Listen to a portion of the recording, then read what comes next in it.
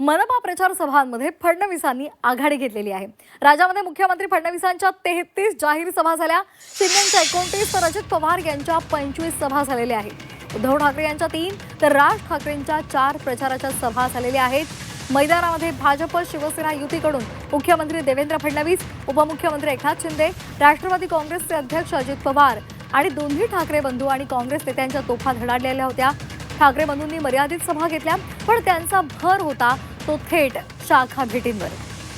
उपमुख्यमंत्री एकनाथ शिंदेंनी राज्यभरात 11 दिवसांमध्ये 51 ठिकाणी प्रचार सभा घेत रोड शो केले। यामध्ये 29 प्रचार सभा, 25 रोड शो त्यांनी केलेले आहेत। त्याचबरोबर प्रचारादरम्यान ठाणे, नवी मुंबई आणि मुंबईमधल्या शिवसेनेच्या 14 शाखांना त्यांनी भेटी दिलेल्या आहेत। तर आपण प्रमुख नेत्यांच्या सभा आपण ग्राफिक्समधून पाहतोय।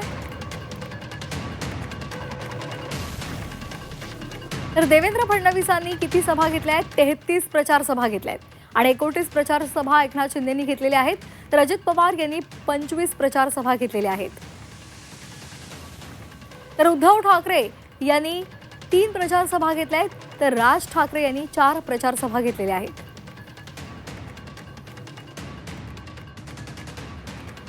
तर काँग्रेसकडून विजय वडेट्टीवार यांनी 25 प्रचार सभा घेतल्या आहेत आणि हर्षवर्धन सपकाळ यांनीही 25 प्रचार सभा घेतल्या आहेत।